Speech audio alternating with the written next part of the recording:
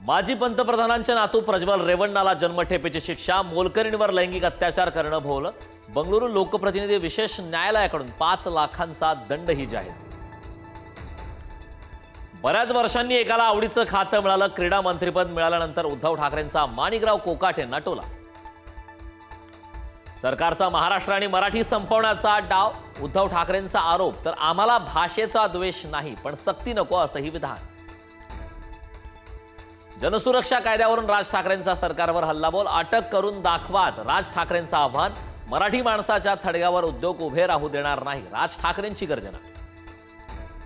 महाराष्ट्राचा मुख्यमंत्री मराठी नाही तर हिंदी सक्तीचा विचार करतो हे लाजिरवाणं, राज ठाकरेंचा हल्लाबोल. तर रायगडमधील जमिनींचा आपल्याच नेत्यांकडून परप्रांतीयांसाठी सौदा, ठाकरेंचा आरोप. शिवरायांच्या वास्तव्यानं पावन रायगड भूमीत सर्वाधिक डान्स बार कसे, राज ठाकरेंचा सरकारला सवाल. तर नवी मुंबई विमानतळावर मराठी मुलांनाच रोजगार हवा, राज ठाकरेंचा सरकारला इशारा. महायुती सरकारविरोधात संभाजीनगरमध्ये छावा संघटनेचं आंदोलन, पत्ते खेळत बॉक्सिंग करत माणिकराव कोकाटे, संजय गायकवाडांसह वादग्रस्त मंत्री आणि आमदारांचा निषेध.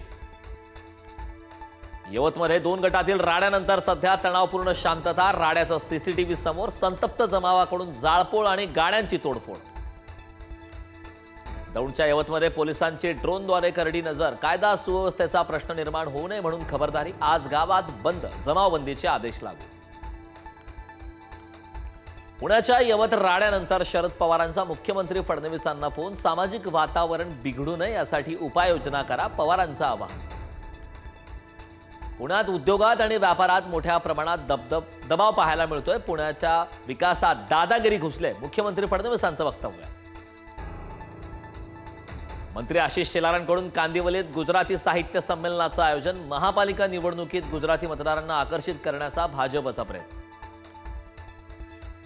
माजी मुख्यमंत्री पृथ्वीराज चव्हाणांविरोधात मुंबईत शिंदेंच्या शिवसेनेचं आंदोलन, पृथ्वीराज चव्हाणांच्या मालेगाव बॉम्बस्फोट प्रकरणी सनातनी दहशतवाद वक्तव्याचा निषेध, मोर्चा अडवणाऱ्या पोलिसांसोबत शिवसैनिकांची बाचाबाची. रोहिणी खडसेंनी घेतली शरद पवारांची भेट, रेव पार्टी प्रकरणानंतर रोहिणी खडसे पवार यांच्यात चर्चा, प्रांजल खेवलकर गेल्या अनेक दिवसांपासून जेलमध्ये. माजी आमदार राजेंद्र राऊत आणि रोहित पवारांमध्ये खडाजंगी, अर्ध्या हळकुंडातून रोहित पवारांनी शहाणं होऊ नये, राजेंद्र राऊतांची टीका. तर वागणूक आणि अहंकारामुळे राजेंद्र राऊत घरी बसलेत, रोहित पवारांचं प्रत्युत्तर.